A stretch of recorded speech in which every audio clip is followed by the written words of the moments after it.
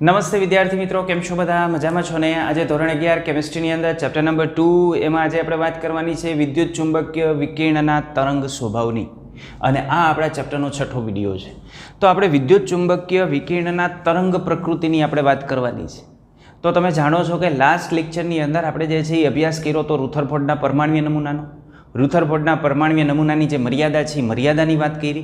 તો આપણે પરમાણુનો નમૂનો ભણતા હતા, એ પરમાણુનો નમૂનો ભણતા ભણતા આપણે તરંગ પ્રકૃતિની અંદર આવી ગયા. તો શા માટે આપણે પરમાણુના નમૂનાની વચ્ચે તરંગ પ્રકૃતિ લીધી?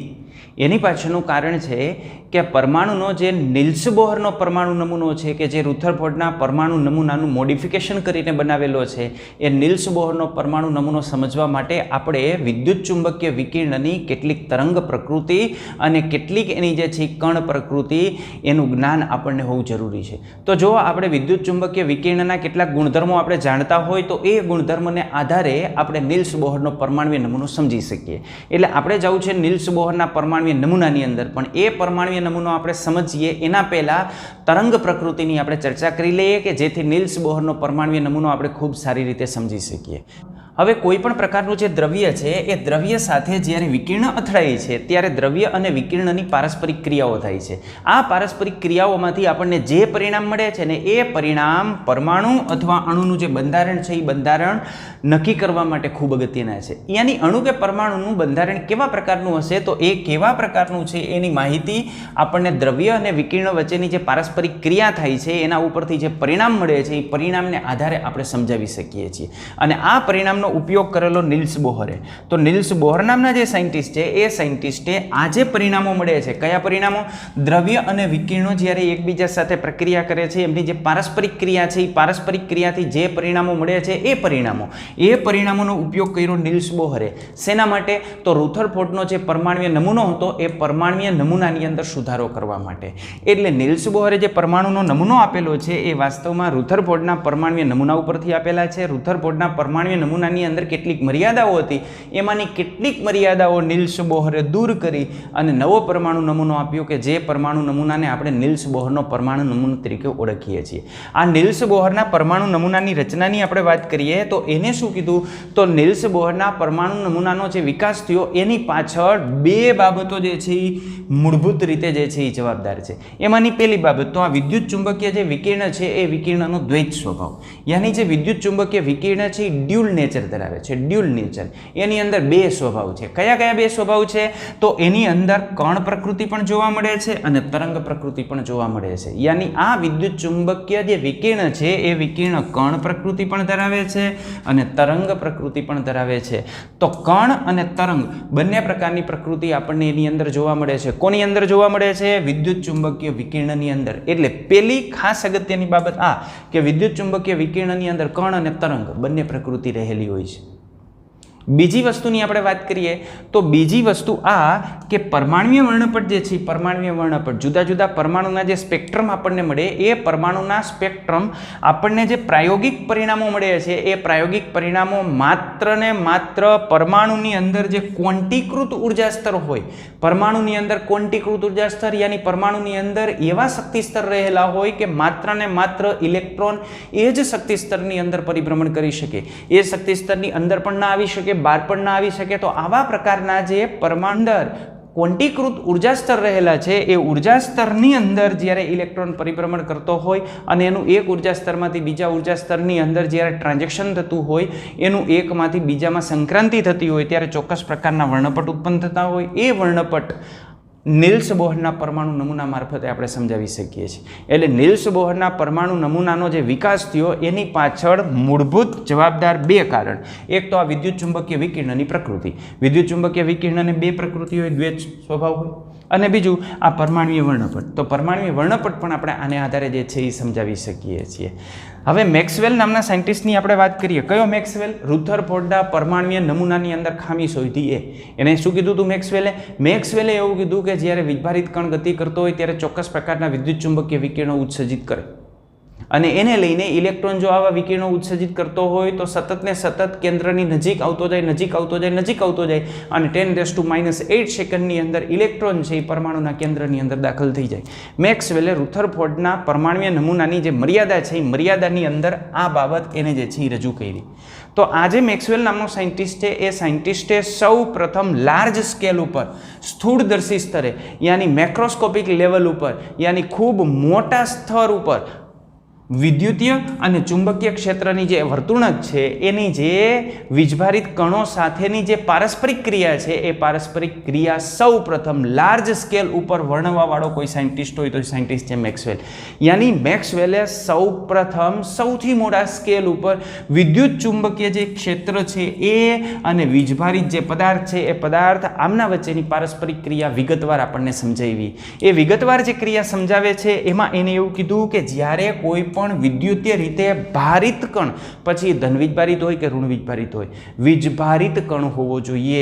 તો વિદ્યુતીય રીતે જે ભારિત કણ છે એ ભારિત કણ જ્યારે પ્રવેગ હેઠળ ઘૂમે છે, પ્રવેગિત ગતિ જ્યારે કરે છે ત્યારે એની અંદર એકાંતરીય યાની અલ્ટરનેટિવ રીતે વિદ્યુતીય અને ચુંબકીય ક્ષેત્ર ઉત્પન્ન થાય છે. કયા કયા ક્ષેત્ર? બે ક્ષેત્ર. એક ક્ષેત્ર હોય વિદ્યુતીય ક્ષેત્ર અને એક હોય ચુંબકીય ક્ષેત્ર. આ બંને ક્ષેત્ર ઉત્પન્ન થાય છે અને બંને ક્ષેત્ર જે છે એકબીજાની સાથે આગળ વધે છે યાની પારગમિત થાય છે.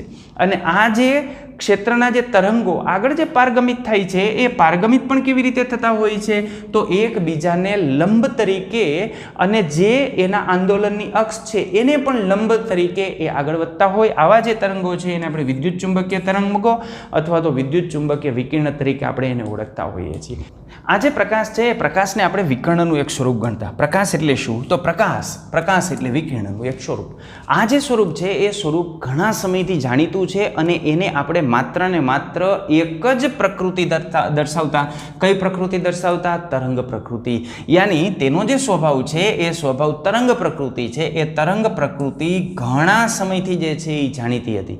પણ ન્યૂટનના સમયની આપણે વાત કરીએ તો આ તો ક્વોન્ટમ યાંત્રિકી છે. તો ન્યૂટનના સમયની અંદર જે પ્રકાશ છે એ પ્રકાશની બીજી એક પ્રકૃતિ લેવામાં આવી કે જેને આપણે કણ પ્રકૃતિ કહીએ છીએ. તો એને લઈને આ ન્યૂટને પોતાના તારણો સાચા પડે એટલા માટે વિદ્યુત ચુંબકીય વિકિરણ છે એ નાના નાના કણોનો બનેલો છે એવું એને સ્વીકાર્યું. યાની વિદ્યુત ચુંબકીય વિકિરણની કણ પ્રકૃતિ અસ્તિત્વની અંદર આવી. 19મી સદીની આપણે વાત કરીએ તો એમાં તરંગની આ જે પ્રકાશ છે એ પ્રકાશની તરંગ પ્રકૃતિ તો પ્રસ્થાપિત થયેલી જ હતી કે ઓલરેડી પ્રકાશ છે એ પ્રકાશ કેવી રીતે ગતિ કરે છે? તો પ્રકાશ તરંગ સ્વરૂપે ગતિ કરે છે. અને હવે પ્રકાશ છે શેનો બનેલો છે? તો આ પ્રકાશ નાના નાના કણોનો બનેલો છે જેને આપણે ફોટોન તરીકે ઓળખીએ છીએ. તો હવે બંને પ્રકારની જે પ્રકૃતિ છે એ પ્રકૃતિ અસ્તિત્વમાં આવી. એક કણ પ્રકૃતિ છે, એક તરંગ પ્રકૃતિ છે. કેટલાક ગુણધર્મો એવા હોય છે કે જે તરંગ પ્રકૃતિને આધારે સમજાવી શકાય, તો કેટલાક ગુણધર્મો એવા હોય છે કે જે કણ પ્રકૃતિને આધારે સમજાવી શકાય. હવે આ મેક્સવેલ નામના જે સાયન્ટિસ્ટ છે એ સાયન્ટિસ્ટે આવું જણાવ્યું કે આ જે તરંગો છે, પ્રકાશના જે તરંગો છે એ તરંગો આંદોલન કરતા વિદ્યુતીય અને ચુંબકીય લાક્ષણિકતા સાથે સંકળાયેલા છે. કેવા છે આ પ્રકાશના તરંગો? તો આ જે પ્રકાશના તરંગો છે એ આંદોલન કરતા વિદ્યુતીય અને ચુંબકીય ક્ષેત્ર સાથે સંકળાયેલા છે. આ જે વિદ્યુત ચુંબકીય તરંગો છે એ તરંગોની ગતિની આપણે વાત કરીએ તો એની ગતિ ખૂબ જ જટિલ છે. પણ તેમ છતાં આપણે અહીં કેટલાક સરળ ઉદાહરણ દ્વારા, સરળ ગુણધર્મો દ્વારા આપણે એને સમજવા માટે પ્રયત્ન કરીએ. એમાં પહેલી વસ્તુ આપણે એ સ્વીકારશું કે આ આંદોલન કરતા અથવા જે વીજભારિત કણો છે એ કણો દ્વારા ઉત્પાદિત થતા આંદોલનીય અને વિદ્યુતીય અને ચુંબકીય ક્ષેત્રો એકબીજાને લંબ હોય અને તે તરંગના સંચરણની દિશા યાની તરંગ જે દિશાની અંદર આગળ વધતો હોય એને પણ લંબ હોય. આ વિદ્યુત ચુંબકીય તરંગનું સરળ ચિત્ર આપણે દર્શાવવું હોય તો આપણે આ રીતે દર્શાવી શકીએ. આ વિદ્યુત ચુંબકીય તરંગનું એક જે છે એ ચિત્ર છે. આ એક અક્ષ છે, આ બીજી અક્ષ છે અને આ સંચરણની અક્ષ છે. આમાં આ કેવી રીતનું હોય? તો આ માનો કે આ રીતે આગળ વધે છે, આ રીતે, બરાબર? તો એના સમતલની આપણે વાત કરીએ તો આ એનું સમતલ છે. ક્લિયર? આ એનું સમતલ. બીજું સમતલ એને લંબ તરીકે હોય, આ બીજું સમતલ. તો બીજું કેમ ગતિ કરતું હોય? આમ ગતિ કરતું હોય. આ બંને એકબીજાને લંબ તરીકે ગતિ કરતા હોય, આગળ વધતા હોય. આ એની બીજી આકૃતિ છે. આ રીતે દર્શાવી શકીએ. આ જે પોર્શન છે, આ પોર્શન અને આ જે પોર્શન છે એમના વચ્ચેનો ખૂણો કેટલો હોય? તો 90 ડિગ્રીનો ખૂણો હોય. એક વિદ્યુતીય ભાગ છે અને એક ચુંબકીય ભાગ છે. આ બંને એકબીજાને લંબ હોય અને આ જે સંચરણની અક્ષ છે એ આ બંને મૂળભૂત અક્ષ છે એને લંબ તરીકે હોય. આ એનો ત્રીજો ડાયાગ્રામ કે જેમાં આપણે ખૂબ સારી રીતે સમજી શકીએ છીએ. અહીં તમે જોઈ શકો કે આ જે રેડ પોર્શન છે એ રેડ પોર્શન આ રીતે આગળ વધે છે. આમ કયા અક્ષ ઉપર આગળ વધે છે? આ વાય અક્ષ ઉપર. તો આ વાય અક્ષ ઉપર આમ આગળ વધે છે. આ ઝેડ અક્ષ આપણે લઈએ તો જે બ્લુ પોર્શન છે એ બ્લુ પોર્શન આમ ઝેડ અક્ષ ઉપર આગળ વધે છે.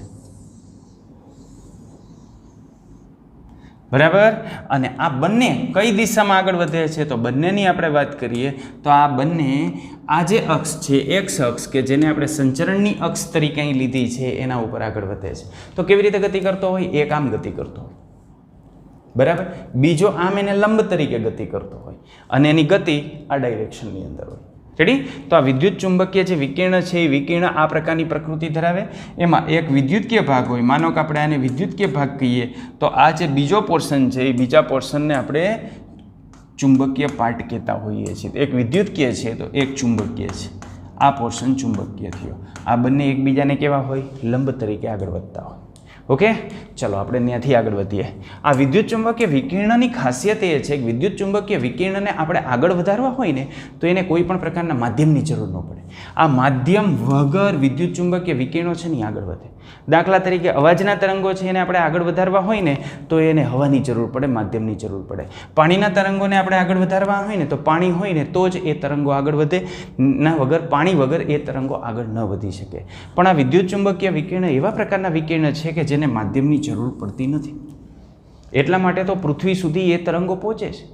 સૂર્યમાંથી જે વિદ્યુત ચુંબકીય વિકિરણો ઉત્પન્ન થાય છે તો વચ્ચે તો ઘણી બધી એવી ઘટનાઓ આવતી હોય છે, એવો અવકાશ આવતો હોય છે કે જ્યાં પ્રેશર ટેન્ડ્સ ટુ 0 હોય, યાની શૂન્ય અવકાશની નજીકનું જે છે એ પરિસ્થિતિને ઉત્પન્ન થયેલી હોય. માધ્યમમાં કશું જ ન હોય તેમ છતાં વિદ્યુત ચુંબકીય વિકિરણ પૃથ્વીની સપાટી સુધી પહોંચે છે. એનો મતલબ કે વિદ્યુત ચુંબકીય વિકિરણને પ્રસરણ માટે માધ્યમની જરૂર પડતી નથી. એ શૂન્ય અવકાશની અંદર પણ ગતિ કરી શકે છે. આ જે વિદ્યુત ચુંબકીય વિકિરણ છે એના ઘણા બધા પ્રકાર આપણને જોવા મળે. આ વિદ્યુત ચુંબકીય વિકિરણના ઘણા પ્રકાર છે. એ બધા જ પ્રકારની આપણે જે છે એ વાત કરવાના છીએ. પણ બધા જ વિદ્યુત ચુંબકીય વિકિરણની અંદર આ લાક્ષણિકતા ફિક્સ હોય કે એમની જે તરંગ લંબાઈ છે એ તરંગ લંબાઈ અને આવૃત્તિથી એ એકબીજાથી અલગ પડતા હોય. જુદા જુદા વિદ્યુત ચુંબકીય વિકિરણ છે તો બે જુદા જુદા વિદ્યુત ચુંબકીય વિકિરણ લેશો તો બંનેની તરંગ લંબાઈ જુદી હશે. તરંગ લંબાઈ જુદી હોય એટલે ડેફિનેટલી એની આવૃત્તિ પણ જુદી જોવા જ મળવાની. તો આ વિદ્યુત ચુંબકીય વિકિરણની તરંગ લંબાઈ અને આવૃત્તિ આપણને જુદી જુદી જોવા મળે. આવા જે વિદ્યુત ચુંબકીય વિકિરણનો જે સમૂહ આપણને જોવા મળે કે જેની અંદર જુદી જુદી આવૃત્તિ અથવા જુદા જુદા તરંગ લંબાઈ ધરાવતા વિકિરણો હોય એને આપણે એક વર્ણપટ તરીકે ઓળખતા હોઈએ છીએ અને આપણે વિદ્યુત ચુંબકીય વર્ણપટ કહેતા હોઈએ છીએ. આ વિદ્યુત ચુંબકીય વર્ણપટની વાત કરીએ તો આ એક વિદ્યુત ચુંબકીય વર્ણપટ છે. આ વિદ્યુત ચુંબકીય વર્ણપટની અંદર જુદા જુદા પાર્ટ છે. અહીં તમે જોઈ શકો કે આ વિદ્યુત ચુંબકીય વિકિરણ છે. વિદ્યુત ચુંબકીય વિકિરણની અંદર આ જે પહેલો પોર્શન છે એ ગામા કિરણોનો છે, ગેમા કિરણ. એના પછીનો જે પોર્શન આવે છે એ એક્સરેનો છે. એના પછી અલ્ટ્રાવાયોલેટ છે. આટલો જે પોર્શન આવે છે નાનો એવો એ વિઝિબલ રેનો છે. એના પછીનો પોર્શન છે ઇન્ફ્રારેડનો છે. એના પછીનો પોર્શન જે આવે છે એ માઇક્રોવેવનો છે અને એના પછીનો આવે છે એ રેડિયો વેવનો છે, રેડિયો તરંગોનો છે. તો આ બધાની તમે તરંગ લંબાઈ અને આવૃત્તિ જોવો તો આવૃત્તિ આપણને જુદી જુદી જોવા મળતી હોય. અહીં તમે જોઈ શકો છો નીચે આપણે એને તરંગ સ્વરૂપે દર્શાવ્યું છે. તો તરંગ સ્વરૂપે તમે જોઈ શકો કે અહીં આમ જેમ આગળ વધીએ એમ આ તરંગ કેવો થતો જાય છે? મોટો થતો જાય છે. મોટો થતો જાય છે એની તરંગ લંબાઈ વધતી જાય છે. તો આ જે છેડો છે એ છેડે તરંગ લંબાઈ લેમડા કેવી હોય? નાની હોય. અને જેમ આમ જાય તરંગ લંબાઈ લેમડા શું થાય છે? વધતી જાય છે. અને તમે જાણો છો કે તરંગ લંબાઈ લેમડા અને આવૃત્તિ ન્યુ એકબીજાના વ્યસ્ત પ્રમાણમાં હોય એટલે આ જગ્યાએ આવૃત્તિ ન્યુ જે છે એ ખૂબ નાની હોય અને આ જે છેડો છે ત્યાં આવૃત્તિ ન્યુનું મૂલ્ય ખૂબ મોટું હોય. આવૃત્તિ એટલે શું? તરંગ લંબાઈ એટલે શું? એની ચર્ચા હમણાં જ આપણે જે છે એ કરવાની છે. આનો ઉપયોગ ક્યાં થતો હોય છે? તો હું તમને આની અંદર નાનું એવું બતાવી દઉં કે આના ઉપયોગ આ જગ્યાએ થતા હોય કે આ જે ગામા વિકિરણો છે, તો ગામા વિકિરણો ઉપયોગ જનરલી આપણે આની અંદર કરતા હોઈએ છીએ ન્યુક્લિયર રિએક્ટરની અંદર. એક્સરેનો ઉપયોગ આપણે ક્યાં કરતા હોઈએ છીએ? તો આંતરિક ભાગના પરીક્ષણ માટે એનો ઉપયોગ કરતા હોય. અલ્ટ્રાવાયોલેટ છે, તો અલ્ટ્રાવાયોલેટ અહીંથી ઓઝોન લેયરનું અંદર જે ડિપ્લેશન થાય છે એ ડિપ્લેશન જો આપણે રોકી દઈએ તો ઓઝોન લેયર અલ્ટ્રાવાયોલેટનું શોષણ કરી નાખે. સૂર્યમાંથી આવતા હોય પણ આ અલ્ટ્રાવાયોલેટનું ઓઝોન લેયર જે છે એ શોષણ કરી લે એટલે પૃથ્વીની સપાટી સુધી ન પહોંચે, એટલે આપણી જે સ્કિન છે એ સ્કિન સેફ રહે. અને જો અલ્ટ્રાવાયોલેટ આપણી સ્કિન ઉપર આપાત થાય અને એની માત્રા જે છે એ વધારે પ્રમાણમાં હોય તો સ્કિનના કેન્સર થઈ શકે. અને એના પછીનો જે પોર્શન છે એ પોર્શન વિઝિબલ લાઇટ છે કે જે આપણે જોઈ શકીએ છીએ. આખા વર્ણપટનો આ આટલો સૂક્ષ્મ ભાગ છે કે જે આપણે નરી આંખે જોઈ શકીએ છીએ, કે જેને વિઝિબલ રે, દ્રશ્યમાન વર્ણપટ તરીકે આપણે ઓળખતા હોઈએ છીએ, કે જેની અંદર જાનીવાલી પીનારાનો આપણે સમાવેશ કરીએ છીએ. પછી ઇન્ફ્રારેડ આવે છે કે જે ગરમી માટે આપણે એનો ઉપયોગ કરતા હોય, કોઈ પણ વસ્તુને ગરમ કરવી હોય તો એના માટે આપણે ઇન્ફ્રારેડનો ઉપયોગ કરતા હોય. પછી માઇક્રોવેવ તરંગો આવે જે પણ ગરમી માટે આપણે એનો ઉપયોગ જે છે એ કરતા હોય. અને લાસ્ટ જે છે એ રેડિયો વેવ છે કે જે રેડિયો માટે આપણે એનો ઉપયોગ કરતા હોઈએ છીએ. રેડી? અહીં જે ઇન્ફ્રારેડ છે, ઇન્ફ્રારેડને પણ આપણે 3 પાર્ટની અંદર વહેંચીએ છીએ. એના 3 પાર્ટની અંદર શોર્ટ વેવ, આ શોર્ટ વેવ, પછી મીડિયમ વેવ અને લોંગ વેવ. તો આ ઇન્ફ્રારેડ છે એને પણ આપણે 3 પાર્ટની અંદર ડિવાઈડ કરીએ છીએ. આ થયો વર્ણપટ. રેડી? આ એક જુદી જુદી તરંગ લંબાઈ ધરાવતા જે વિકિરણો છે એ વિકિરણોને ગોઠવી અને જોવા મળતો વર્ણપટ છે. આ વર્ણપટમાંથી આપણે માત્ર ને માત્ર આટલો પોર્શન જોઈ શકીએ છીએ જેને વિઝિબલ લાઇટ અથવા દ્રશ્યમાન વર્ણપટ કહેવાય છે. એના સિવાયનું આપણે કશું જોઈ શકતા નથી. આ બાજુવાળા જે પોર્શન છે એની ભેદન શક્તિ ખૂબ વધારે હોય છે અને એની આવૃત્તિનું મૂલ્ય આપણે જોઈએ કે એની આવૃત્તિનું મૂલ્ય ઊંચું હોય. આવૃત્તિનું મૂલ્ય ઊંચું હોય તો એની શક્તિ પણ જે છે એ વધારે હોય. અને આ બાજુ આપણે જોઈએ તો તરંગ લંબાઈ વધે છે, પણ તરંગ લંબાઈ વધે એટલે શક્તિની અંદર શું થાય? ઘટાડો થાય. બરાબર? એ બધા જ સંબંધ આપણે આની અંદર જોવાના છે, પણ અત્યારે સાથે સાથે આવે છે તો હું તમને કહી દઉં. હવે આ જે વર્ણપટ છે એ વર્ણપટના જે જુદા જુદા પાર્ટ છે ને જુદા જુદા નામે આપણે ઓળખીએ છીએ. એની વાત તો તમને કહી દીધી. એમાં પહેલા પાર્ટની આપણે વાત કરીએ રેડિયો તરંગ. કઈ બાજુનો? આ બાજુ જે હતો એ રેડિયો તરંગ. આ રેડિયો તરંગની અંદર જે તરંગ લંબાઈ આપણને જોવા મળે છે 3 × 10⁻14 થી 3 × 10⁻7 એંગસ્ટ્રોમ સુધીની આપણને જોવા મળે. આપણે અત્યારે એંગસ્ટ્રોમની અંદર તરંગ લંબાઈ દર્શાવેલી છે. એંગસ્ટ્રોમ = 10⁻10 મીટર ઓર 10⁻8 સેન્ટીમીટર. રેડી? તો આ જે રેડિયો તરંગ છે એ રેડિયો તરંગની તરંગ લંબાઈ આપણને જોવા મળશે 3 × 10⁻14 થી 3 × 10⁻7 એંગસ્ટ્રોમ સુધીની જોવા મળે. એની આવૃત્તિ આપણે જોઈએ તો આવૃત્તિ આપણને જોવા મળશે 1 × 10⁵ to 1 × 10⁹ હર્ટ્ઝ. આવૃત્તિ પ્રતિ સેકન્ડની અંદર દર્શાવેલી છે આ આવૃત્તિ છે. આવૃત્તિ કેવી રીતે મળે? તો આવૃત્તિ આપણને આ રીતે મળે. આ સિમ્પલ સંબંધ છે એમના વચ્ચેનો. λ c/ν અથવા તો આવૃત્તિ ν = c/λ, જ્યાં c એટલે શૂન્ય અવકાશમાં પ્રકાશનો વેગ, કે જે આપણે જાણીએ છીએ 3 લાખ કિલોમીટર પ્રતિ સેકન્ડ હોય. બરાબર? 3.0 × 10⁸, કે જેનું મૂલ્ય 3.8 × 3.0 × 10⁸ મીટર પર સેકન્ડ હોય. તો આ પ્રમાણે આપણને સીની કિંમત મૂકીએ, અહીં જે લેમડાની કિંમત આવે છે એ મૂકી દો એટલે આપણને આવૃત્તિ ન્યુની કિંમત મળી જાય. ક્લિયર? તો આ એની તરંગ લંબાઈ થઈ, આ એની આવૃત્તિ થઈ. આનો સ્ત્રોત કયો છે? આપણે ક્યાંથી એને ઉત્પન્ન કરી શકીએ? તો એને આપણે ઉત્પન્ન કરી શકીએ ઊંચી આવૃત્તિ ધરાવતા એસી પ્રવાહથી.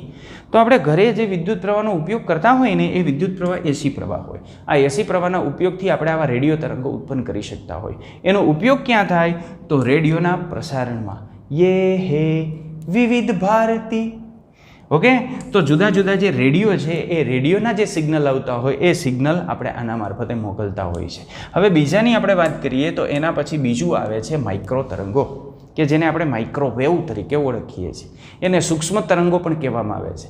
એની તરંગ લંબાઈ આપણે જોઈએ તો તરંગ લંબાઈ આપણને મળે 3 × 10⁷ to 3 × 10⁶ એંગસ્ટ્રોમ. તરંગ લંબાઈ તમે જુઓ, તરંગ લંબાઈ ઘટતી જાય છે. તરંગ લંબાઈ ઘટશે પણ આવૃત્તિનું મૂલ્ય વધશે. તો આવૃત્તિ 10⁹ to 5 × 10⁻11 હર્ટ્ઝની આપણને જોવા મળે છે. ક્યાંથી મળે? તો કેલેસ્ટ્રોન જે નળી છે એ કેલેસ્ટ્રોન નળીમાંથી આપણે એને ઉત્પન્ન કરી શકીએ. આ માઇક્રોવેવને ઉત્પન્ન કરવા હોય તો કેલેસ્ટ્રોન નળીમાંથી ઉત્પન્ન કરી શકીએ અને આનો ઉપયોગ આપણે કરતા હોઈએ છીએ રડારની અંદર. રડારની અંદર દુશ્મનનું કોઈ પણ જે છે એ માનો કે હવાઈ જહાજ કઈ જગ્યાએ છે એનું સ્થાન નક્કી કરવું હોય તેનું સ્થાન નક્કી કરવા માટે આપણે રડારનો ઉપયોગ કરતા હોય. ફાઇટર પ્લેન આવતા હોય તો ફાઇટર પ્લેન કઈ જગ્યાએ છે, અત્યારે આપણે બોમ્બાર્ડિંગ કરીએ તો કઈ જગ્યાએ બોમ્બાર્ડિંગ કરવું જોઈએ કે જેથી એ ક્રેશ થઈ જાય. કારણ કે અહીં માનો ફાઇટર પ્લેન છે ને તમે ત્યાં બોમ્બ ફેંકો તો બોમ્બ જ્યાં અહીંયા જાય ત્યાં તો પ્લેન આખું વયું ગયું હોય ને, બરાબર? એટલે એવી કેલ્ક્યુલેશન મારે કે જેથી બંને એક સાથે જે છે એ ભેગા થાય અને એ ક્રેશ થઈ જાય. તો રડારની અંદર આપણે આ વેવનો ઉપયોગ કરતા હોઈએ છીએ. થર્ડ વેવની આપણે વાત કરીએ તો એ છે ઇન્ફ્રારેડ, પારરક્ત, કે જે ઉષ્મા પ્રાપ્ત કરવા માટે આપણે આનો ઉપયોગ કરતા હોઈએ છીએ. એની તરંગ લંબાઈ આના કરતાં બી ઓછી હોય, યાની 6 × 10⁶ to 7600 એંગસ્ટ્રોમ સુધીની એની તરંગ લંબાઈ આપણને જોવા મળતી હોય છે. જ્યારે આવૃત્તિ આપણને જોવા મળે 5 × 10⁻11 to 3.95 × 10⁻14 હર્ટ્ઝ. તમે જુઓ ધીમે ધીમે આવૃત્તિ વધતી જાય છે અને આવૃત્તિ જેમ વધે ને એમ શક્તિની અંદર વધારો થાય. આ ક્યાંથી આપણે ઉત્પન્ન કરીએ? તો ખાસ કરીને અગ્નિથી પ્રકાશિત થયેલી જે વસ્તુ છે એ વસ્તુમાંથી આ ઉત્પન્ન થતી હોય. લોખંડના કોઈ ગોળાને તમે અગ્નિથી લાલ ચોળ ગરમ કરી દો ત્યારે એની અંદરથી જે લાલ રંગ નીકળતો હોય ને એ કયો હોય? ઇન્ફ્રારેડ પારરક્ત. એટલે અગ્નિથી આપણે જ્યારે આને કોઈ પણ વસ્તુને પ્રકાશિત કરીએ ત્યારે એમાંથી આ ઇન્ફ્રારેડ ઉત્પન્ન થતો હોય. આનો ઉપયોગ આપણે કરીએ છીએ પદાર્થને ગરમ કરવા માટે. તો કોઈ પણ પદાર્થને આપણે ગરમ કરવું હોય તેના માટે ઇન્ફ્રારેડનો ઉપયોગ કરતા હોય. જુદા જુદા આપણે જે કહીએ છીએ માઇક્રોવેવ કહીએ છીએ અથવા ઓવન કહીએ છીએ, તો ઓવનની અંદર મોટા ભાગે આ ઇન્ફ્રારેડ જે છે ઉત્પન્ન હોય. માઇક્રોવેવની અંદર ઇન્ફ્રારેડ અને માઇક્રોવેવ એના વચ્ચેના જે તરંગો છે એ તરંગો ઉત્પન્ન થતા હોય અથવા મોટી તરંગ લંબાઈ ધરાવતા ઇન્ફ્રારેડનો આપણે એની અંદર ઉપયોગ કરતા હોય. દ્રશ્યમાન તરંગની આપણે વાત કરીએ, વિઝિબલ રે. તો વિઝિબલ રે તો તમને ખ્યાલ છે કે આખો જે આ વિદ્યુત ચુંબકીય વર્ણપટ જોવા મળે એનો ખૂબ સૂક્ષ્મ ભાગ છે, ખૂબ સૂક્ષ્મ ભાગ. એની તરંગ લંબાઈ આપણે જોઈએ તો 7600 થી 3800 એંગસ્ટ્રોમ વચ્ચે આપણને એની તરંગ લંબાઈ જોવા મળતી હોય.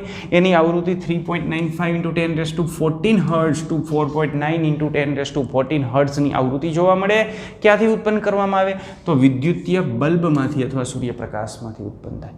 વિદ્યુતીય બલ્બ, તો વિદ્યુતીય બલ્બ જે આપણને જોવા મળે છે એની અંદર આપણે આને ઉત્પન્ન કરી શકીએ છીએ.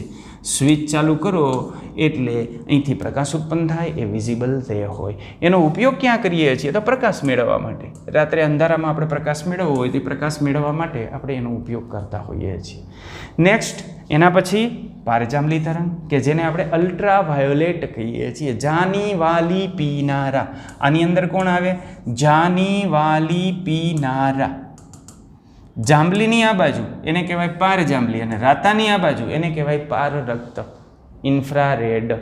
તો આ રાતો છે એને પાર કરી જાય એને કહેવાય પારરક્ત અને આ જે જાંબલી છે એને પાર કરી જાય એને કહેવાય પારજાંબલી. એટલે આના પહેલાં આવે પારરક્ત અને આના પછી આવે પારજાંબલી, કે જેને અલ્ટ્રાવાયોલેટ યુવી કહીએ છીએ. તો આ યુવી વિકિરણો છે, યુવી વિકિરણોની તરંગ લંબાઈ આપણને જોવા મળે 3800 થી 150 એંગસ્ટ્રોમ એની તરંગ લંબાઈ જોવા મળે. આવૃત્તિનું મૂલ્ય હોય 7.9 × 10⁻14 હર્ટ્ઝ ટુ 2.0 × 10⁻16 હર્ટ્ઝ. આવૃત્તિ યાદ રાખવાની જરૂરિયાત નથી. તમે તરંગ લંબાઈ યાદ રાખશો એટલે આવૃત્તિ તો એમને તમે મેળવી શકશો, બરાબર? એટલે માત્ર ને માત્ર તરંગ લંબાઈ એક યાદ રાખી લ્યો કે તરંગ લંબાઈની રેન્જ કઈ હોય એટલે એના ઉપરથી આવૃત્તિ તો આપણને મળી જતી હોય. આના પ્રતિસ્થાન ક્યાંથી હોય? તો સૂર્યપ્રકાશમાંથી મળે. મર્ક્યુરી વેપર લેમ્પ હોય, મર્ક્યુરી વેપર લેમ્પમાંથી આપણને આપણે મર્ક્યુરી વેપર લેમ્પનો ઉપયોગ આપણે સ્ટ્રીટ લાઇટ તરીકે કરતા. જૂના સમયની અંદર જે નગરપાલિકાઓ હતી એ નગરપાલિકાઓની અંદર સ્ટ્રીટ લાઇટ હતી. એ સ્ટ્રીટ લાઇટ બે કલરની હોય, કાં વ્હાઇટ કલરની હોય ને કાં યલો કલરની હોય. જો યલો કલરની હોય તો એ સોડિયમ વેપર લેમ્પ આપણે ત્યારે વાપરતા અને જો એ વ્હાઇટ કલરની હોય તો મર્ક્યુરી લેમ્પનો આપણે ઉપયોગ એની અંદર જે છે એ કરતા. રેડી? આ બે પ્રકાર. અત્યારે તો એ બંને જે છે એ ભૂત થઈ ગયા છે. અત્યારે આપણે મોટાભાગની સ્ટ્રીટ લાઇટ છે એ એલઈડીની આવી ગઈ છે. ક્લિયર એટલું? તો આ જે પારજાંબલી છે એ આપણે આવી રીતે ઉત્પન્ન કરતા હોઈએ છીએ. એના સ્ત્રોત આ હોય છે. એનો ઉપયોગ આપણે ક્યાં કરતા હોઈએ છીએ? જંતુનાશક બલ્બમાં આપણે એનો ઉપયોગ કરતા હોઈએ છીએ. તો અમુક જંતુનાશક બલ્બ આપણે બનાવવા હોય તો એના માટે આપણે આનો ઉપયોગ કરી શકીએ કે જે અમુક પ્રકારના જે કીટકો છે એ કીટકોનો નાશ કરે. એના પછી આપણે જોઈએ તો એક્સરે કે જેને આપણે ક્ષકિરણ કહીએ છીએ. રોન્ટજને આ એક્સરેની શોધ કરી હતી. એની તરંગ લંબાઈ ખૂબ ટૂંકી છે, 150 થી 0.1 એંગસ્ટ્રોમ સુધીની તરંગ લંબાઈ જોવા મળે. આવૃત્તિનું મૂલ્ય ખૂબ ઊંચું, 2.0 × 1016 to 3.0 × 1019 હર્ટ્ઝની આવૃત્તિ જોવા મળે. એટલે આની શક્તિ ખૂબ વધારે હોય. ક્યાંથી ઉત્પન્ન કરવામાં આવે તો રોન્ટજને ક્યાંથી એક્સરેની શોધ કરી હતી? ત્યાંથી ધાતુની પ્લેટ પર કેથોડ કિરણોનો મારો ચલાવવાથી. તો આપણે જ્યારે કેથોડ કિરણાવલી જે છે એ ભણતા હતા ત્યારે કેથોડ કિરણાવલી દરમિયાન શું થયું તો કેથોડ કિરણો ઉત્પન્ન થયા અને એ કેથોડ કિરણાવલી જે ઉત્પન્ન થાય છે એ એનોડ ઉપર આપાત થઈ. એનોડ શેનો બનેલો હોય? ધાતુનો. અને એની સાથે ઉત્પન્ન થાય એટલે ચોક્કસ પ્રકારના કિરણો ઉત્પન્ન થયા. પણ એ કિરણો રોન્ટજન નોંધી ન શક્યો, એના ગુણધર્મો જે છે એ જણાવી ન શક્યો. એની કોઈ પણ પ્રકારની જે વર્તુણક છે એ ત્યારે ન નોંધી શકાણી. માત્ર ને માત્ર પ્રસ્ફુરક પડદા ઉપર એ પ્રસ્ફુરિત થતા હતા. એટલે એવા જે રે છે એને એક્સ રે તરીકે એને દર્શાવ્યા, ક્ષકિરણો તરીકે દર્શાવ્યા. તો આ ક્ષકિરણો ઉપયોગ ક્યાં કરીએ છીએ? ખૂબ જ જાણીતો ઉપયોગ છે તબીબી ક્ષેત્રે. આપણા શરીરની અંદર આંતરિક બંધારણની આપણે જે છે એ અભ્યાસ કરવો હોય, હાડકું કોઈ જગ્યાએ તૂટ્યું છે કે નથી તૂટ્યું, પથરી છે કે નહીં, તો એના માટે આપણે એક્સરેનો ઉપયોગ કરતા હોઈએ છીએ. એના પછી આપણે જોઈએ ગેમા વિકિરણો. તો ગેમા વિકિરણો જેને ગેમા રેઝ કહેવામાં આવે છે એની તરંગ લંબાઈ તો આના કરતાં બી ટૂંકી હોય, 0.1 to 0.01 એંગસ્ટ્રોમ આ તરંગ લંબાઈ જોવા મળે. આવૃત્તિનું મૂલ્ય 3.0 × 1019 હર્ટ્ઝથી 3.0 × 1020 હર્ટ્ઝ. યાની આવૃત્તિ ખૂબ ઊંચી એટલે આની શક્તિ, ભેદન શક્તિ ખૂબ વધારે હોય. આના સ્ત્રોતની વાત કરીએ તો જુદા જુદા રેડિયો એક્ટિવ ક્ષય દરમિયાન આ ઉત્પન્ન થતા હોય. તમે જાણો છો કે રેડિયો એક્ટિવ ક્ષય દરમિયાન આલ્ફા, બીટા અને ગેમા વિકિરણો ઉત્પન્ન થતા હોય. હવે એના પછી આના ઉપયોગની વાત કરીએ તો આનો ઉપયોગ ક્યાં થાય તો કેન્સરની સારવાર માટે આપણે આનો ઉપયોગ કરતા હોઈએ છીએ. જુદી જુદી રેડિયેશન થેરાપી હોય, રેડિયેશન થેરાપીની અંદર આ ગેમા વિકિરણો ઉત્પન્ન કરી અને શરીરની અંદર જે કેન્સરના કોષ છે એ કોષને બાળી નાખવામાં આવતા હોય કે જેને આપણે રેડિયોથેરાપી કહેતા હોઈએ છીએ. અને આ રેડિયોથેરાપી લે એટલે શું થાય? વાળ જે છે એ ઉતરી જાય. ચાલો હવે એના પછી આપણે જોઈએ કોસ્મિક કિરણો. તો કોસ્મિક કિરણોની તરંગ લંબાઈ 0.01 એંગસ્ટ્રોમથી ચાલુ કરી અને 0 એંગસ્ટ્રોમ. તો એની આવૃત્તિ આપણને મળશે 3.0 × 1020 હર્ટ્ઝથી અનંત સુધી. કારણ કે 0નો વ્યસ્ત કરો તો શું આવે? અનંત. એનો સ્ત્રોત ક્યાં? તો આપણને અવકાશની અંદર યાની બ્રહ્માંડની અંદર જે આઉટર સ્પેસ છે, આઉટર સ્પેસમાંથી આપણને મળતી હોય. એનો એવો કોઈ ખાસ એવો ઉપયોગ જાણીતો નથી. આપણે અલ્ટ્રાવાયોલેટની જે વાત કરી, અલ્ટ્રાવાયોલેટ સૂર્યમાંથી મળતો વિકિરણનો એક પ્રકાર છે. પણ એ અલ્ટ્રાવાયોલેટની પહેલાં આપણને એક ભાગ મળતો જેને આપણે દ્રશ્યમાન પ્રકાશ તરીકે ઓળખીએ છીએ. અને તમે જાણો છો કે આ દ્રશ્યમાન પ્રકાશ માત્ર ને માત્ર વર્ણપટનો એક જ એવો ભાગ છે કે જેને આપણે આપણી આંખો વડે જોઈ શકીએ છીએ, પારખી શકીએ છીએ. માટે તો આપણે એને દ્રશ્યમાન વર્ણપટ કહીએ છીએ. અને એના સિવાયના જે ભાગ છે એને આપણે પારખી શકતા નથી. એટલે એને પારખવા માટે ચોક્કસ પ્રકારના સાધનોની જરૂર પડે. હવે આ વિદ્યુત ચુંબકીય વિકિરણોને આપણે જ્યારે રજૂ કરતા હોય ને તો એના માટે જુદા જુદા પ્રકારના એકમોની આપણે જરૂર પડે. દાખલા તરીકે વિકિરણોની લાક્ષણિકતા આપણે દર્શાવવી હોય, એના ગુણધર્મો આપણે દર્શાવવા હોય તો એના માટે આપણે કેટલીક બાબતોની જરૂર પડશે. જેવી કે આવૃત્તિ ન્યુ કે જેને આપણે ફ્રીક્વન્સી કહીએ છીએ. તરંગ લંબાઈ લેમ્બડા. તો તરંગ લંબાઈ લેમ્બડા છે, આવૃત્તિ ન્યુ છે. આવૃત્તિ ન્યુની આપણે વાત કરીએ તો આવૃત્તિ ન્યુનો એસઆઈ એકમ હર્ટ્ઝ છે. હર્ટ્ઝ યાની સેકન્ડ ઇનવર્સ કોના માનમાં આપેલો છે? તો હેનરીચ હર્ટ્ઝ નામના જે સાયન્ટિસ્ટ છે એ સાયન્ટિસ્ટે એની માહિતી આપી, એના માનમાં આપેલો છે. એની વ્યાખ્યા કરીએ તો આ જે વિદ્યુત ચુંબકીય વિકિરણ છે ને એ ઉર્જાનું એક સ્વરૂપમાંથી બીજા સ્વરૂપમાં રૂપાંતરણ કરે છે. ઉર્જાનું એક સ્વરૂપમાંથી બીજા સ્વરૂપમાં રૂપાંતરણ આ વિદ્યુત ચુંબકીય વિકિરણ દ્વારા થાય. આગળ આપણે એની વાત કરશું કે કોઈ પણ વિદ્યુત ચુંબકીય વિકિરણ છે ને તો એ શક્તિનો સ્ત્રોત છે, એમાંથી આપણને જે છે એ શક્તિ મળે છે. દાખલા તરીકે તમે સોલાર પેનલ લઈ લ્યો ને તો સોલાર પેનલ ઉપર સૂર્યપ્રકાશ આપાત થાય છે. સૂર્યપ્રકાશ શું છે? એક પ્રકારનું વિકિરણ છે, વિદ્યુત ચુંબકીય વિકિરણ છે. એ આપાત થાય છે તો એ સૂર્યપ્રકાશમાંથી આપણે ઉર્જા ઉત્પન્ન કરીએ છીએ. કઈ? વિદ્યુત ઉર્જા. તો આ ઉર્જાનું એક સ્વરૂપ છે, એને એક સ્વરૂપમાંથી આપણે બીજા સ્વરૂપની અંદર રૂપાંતરિત કરી શકીએ. આ જે તરંગો છે એ અવકાશમાં પ્રકાશની ઝડપે પ્રસરણ પામતા હોય. કયો તરંગ છે એની સાથે એને કોઈ મતલબ નથી, એની ઝડપ જે છે એ એક સમાન આપણને જોવા મળે. શૂન્ય અવકાશમાં આપણે પ્રકાશની જે ઝડપ લઈએ છીએ ને એ ઝડપ તરીકે આગળ ગતિ કરતો હોય અને એની ઝડપ આપણે કેટલી લેતા હોઈએ છીએ 3.0 × 10⁸ મીટર પર સેકન્ડ જેટલી ઝડપ લેતા હોય. આ વિદ્યુત ચુંબકીય વિકિરણના જુદા જુદા પ્રકાર છે જેની આગળ આપણે ચર્ચા કરી ગયા. રેડિયો તરંગ, સૂક્ષ્મ તરંગ, પારરક્ત, ઇન્ફ્રારેડ, દ્રશ્યમાન યાની વિઝિબલ રે, VR, અલ્ટ્રાવાયોલેટ, યુવી, પારજાંબલી વિકિરણો, ક્ષ કિરણ યાની એક્સ રે, ગેમા કિરણ અને કોસ્મિક કિરણો, આ એના જુદા જુદા જે છે એ પાર્ટ છે. હવે આ વિકિરણને પ્રસાર થવું હોય ને તો પસાર થવા માટે માધ્યમની જરૂર ન પડે, માધ્યમ વગરે પસાર થઈ શકે. અને આ જે વિકિરણની ઉર્જા છે એ વિદ્યુતીય અને ચુંબકીય ક્ષેત્ર ધરાવતા હોય. અને આ બંને ક્ષેત્રો આપણે આગળ જોઈ ગયા કે બંને એકબીજા સાથે કાટખૂણે હોય અને પ્રસરણનું જે માધ્યમ છે એ માધ્યમમાં પણ કાટખૂણે હોય. આ તરંગની અંદર જે ઉપરનું બિંદુ હોય એ ઉપરના બિંદુને આપણે શૃંગ કહેતા હોઈએ. આમ માનો કે જે છે એ તરંગ આગળ વધતું હોય, આમ આગળ વધતું હોય, આ ઉપરનું બિંદુ એને શૃંગ કહેતા હોય અને નીચેનું જે બિંદુ છે એ બિંદુને આપણે શું કહેતા હોય? ગર્ત તરીકે ઓળખતા હોઈએ છીએ. દાખલા તરીકે આપણે જે છે આ તરંગ લઈ લઈએ તો આ તરંગની અંદર આ જે તરંગ આગળ વધે છે એમાં ઉપરનું જે બિંદુ છે, ઉપરના બિંદુ એને આપણે શૃંગ કહેતા હોઈએ છીએ. આ નીચેના જે બિંદુ છે એ નીચેના બિંદુને આપણે ગર્ત કહેતા હોઈએ છીએ. આ બે શૃંગ વચ્ચેનું જે અંતર મળે અથવા ક્રમિક બે ગર્ત વચ્ચેનું જે અંતર મળે એને તરંગ લંબાઈ આપણે લેમ્બડા કહેતા હોઈએ છીએ. અને આ જે શૃંગ મળે ત્યાં જે મહત્તમ કંપન હોય એને આપણે કંપ વિસ્તાર એ તરીકે દર્શાવતા હોઈએ છીએ. તો ચાલો આપણે એના જુદા જુદા જે છે એ ફિનોમિના, જુદા જુદા લાક્ષણિક ગુણધર્મોની આપણે ચર્ચા કરીએ. એમાં સૌ પ્રથમ આપણે વાત કરીએ તરંગ લંબાઈ. તો તરંગ લંબાઈ લેમ્બડા કોને કહેવાય? તો તરંગ લંબાઈ લેમ્બડા એટલે આ શૃંગ, આ શૃંગ, ક્રમિક શૃંગ લેવાના, આ એના પછીનું તરત. તો બે ક્રમિક જે શૃંગ મળે છે એમના વચ્ચેનું જે અંતર છે એ અંતરને આપણે તરંગ લંબાઈ લેમ્બડા તરીકે દર્શાવીએ છીએ.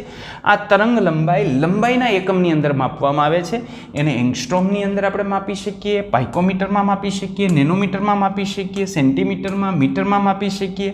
બરાબર? યાની કોઈ પણ એકમમાં માપો પણ એ એકમ કેનો હોય? લંબાઈનો એકમ હોય. તો તરંગ લંબાઈ એટલે વાસ્તવમાં અંતર જ થયું, અહીંથી અહીં સુધીનું અંતર. એટલે વાસ્તવમાં એ અંતર જ થાય છે. એટલે એને દર્શાવવા માટે, માપવા માટે આપણે શેનો જરૂર પડશે? અંતરના એકમની જરૂર પડશે. એક એંગસ્ટ્રોમ એટલે શું? 10⁻⁻10 મીટર. પાઇકોમીટર એટલે 10⁻12 મીટર. નેનોમીટર એટલે 10⁻⁹ મીટર. સેન્ટીમીટર એટલે 10⁻² મીટર. જનરલી આ જે વિકિરણો છે એની તરંગ લંબાઈ ખૂબ નાની હોય એટલે એંગસ્ટ્રોમ, પાઇકોમીટર અને નેનોમીટર આ નાના એકમની અંદર આપણે એનું માપ લેતા હોઈએ છીએ. ચલો હવે આ જે તરંગ લંબાઈ છે એ તરંગ લંબાઈને જો આપણે વ્યસ્ત કરી નાખીએ તો આપણને શું મળે? તરંગ સંખ્યા મળે, તરંગ આંક. તરંગ આંકને આપણે ન્યુ બાર વડે દર્શાવીએ છીએ. ન્યુ બાર = આપણને મળશે 1/λ. ઓકે, તો આને કહેવાય તરંગ સંખ્યા અથવા તરંગ આંક. હવે લેમ્બડાની જે એકમ છે એ એકમ સેન્ટીમીટર હોય તો આનો એકમ શું થાય? Centimetre inverse. યાની આનો જે એકમ છે એ અંતર ઇનવર્સ તરીકે થાય. પછી અંતરનો એકમ તમે ગમે તે લ્યો, એનાથી આપણને કોઈ ફરક પડતો નથી.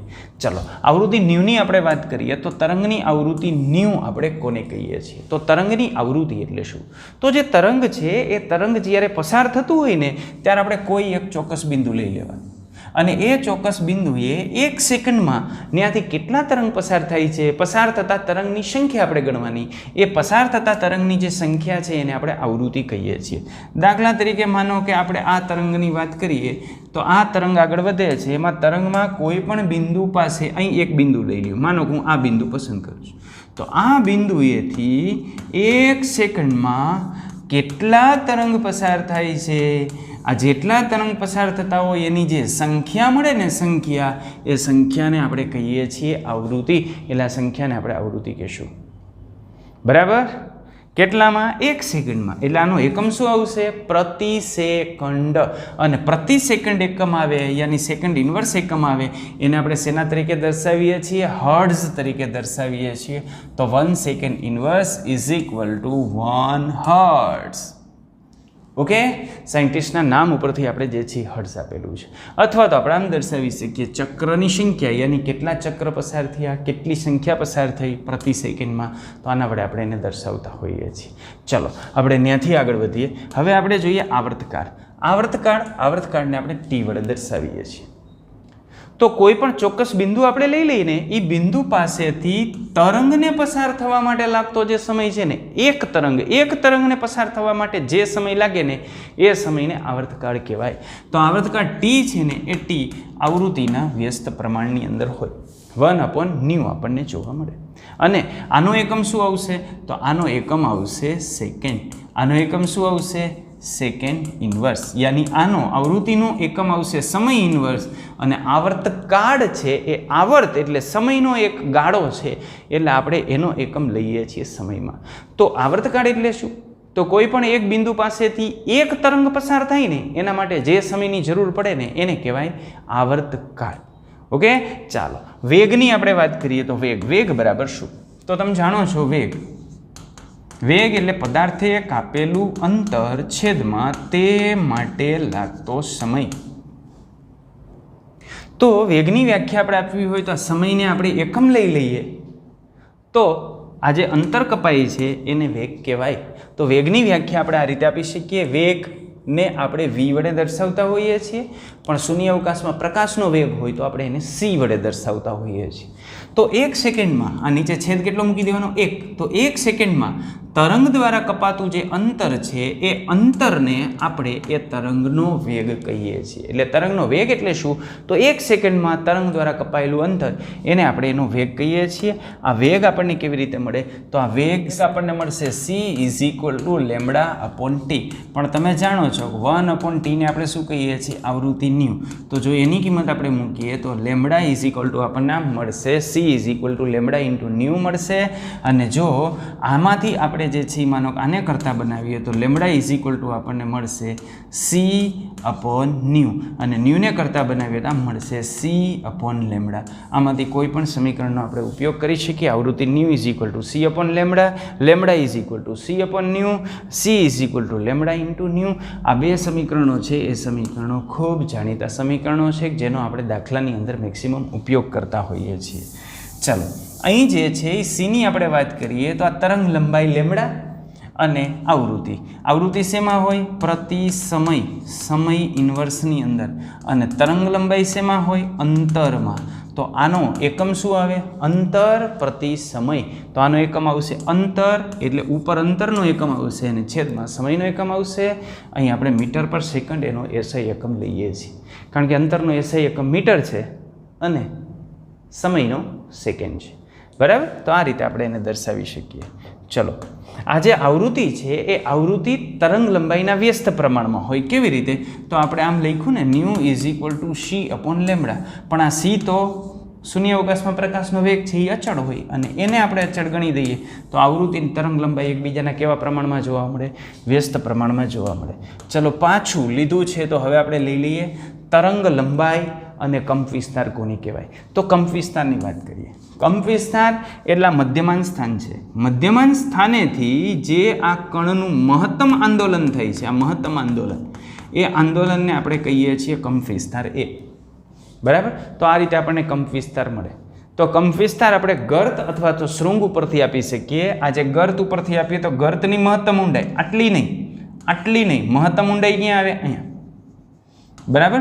તો ગર્તની જે મહત્તમ ઊંડાઈ છે એ ઊંડાઈ અથવા તો જે શૃંગ છે એ શૃંગની ઊંચાઈ, આ શૃંગની ઊંચાઈ, મહત્તમ ઊંચાઈ, આ નહીં, આ મહત્તમ ઊંચાઈ, એને આપણે કંપવિસ્તાર તરીકે ઓળખીએ છીએ. અને તરંગ લંબાઈની આપણે વાત કરી દીધી. તરંગ લંબાઈ આપણે કોને કહીએ છીએ? તો આ બે ક્રમિક શૃંગ વચ્ચેનું જે અંતર જોવા મળે એને આપણે કહીએ છીએ તરંગ લંબાઈ. અથવા બે ક્રમિક આ જે ગર્ત વચ્ચેનું અંતર જોવા મળે એને કહીએ છીએ તરંગ લંબાઈ. તો આ રીતે આપણને તરંગ લંબાઈ જોવા મળશે. આપણે સીને તો દર્શાવ્યો. સીને આપણે કેવી રીતે દર્શાવીએ છીએ? તો વેગ સીને આપણે દર્શાવી દીધો c = λ * ν. આ રીતે આપણે એને દર્શાવીએ છીએ. જ્યાં c = શું છે? તો c શૂન્ય અવકાશમાં પ્રકાશનો વેગ છે. c શૂન્ય અવકાશમાં પ્રકાશનો વેગ છે એની કિંમત આપણે કેટલી લઈએ? 3.0 × 10⁸ મીટર/સેકન્ડ. આ આપણે આની જે છે એ કિંમત લેતા હોઈએ છીએ. તો શૂન્ય અવકાશમાં પ્રકાશનો વેગ આપણને આટલો જોવા મળે. આને આધારે આપણે જે છે લેમડા મેળવી શકીએ. તો λ = આપણને મળશે c/ν. હવે આ જે લેમડા છે એ લેમડાને જો આપણે વ્યસ્ત કરી નાખીએ ને તો તરંગ સંખ્યા ν બાર મળી જાય. ν = 1/λ. રેડી? તો આ રીતે આપણે જુદી જુદી બાબત કલ્પી શકીએ. કઈ કઈ વસ્તુ આપણે આવી? સૌપ્રથમ આપણે આવૃત્તિ ન્યૂ જોઈ. આવૃત્તિ ન્યૂ એટલે શું? તો આવૃત્તિ ન્યૂ એટલે આપણને મળશે c/λ. આપેલું આવૃત્તિ ન્યૂ. તરંગ લંબાઈ લેમડા કેમ મળે? તો તરંગ લંબાઈ લેમડા આપણને મળશે c/ન્યૂ. એનાથી તરંગ લંબાઈ લેમડા મળશે.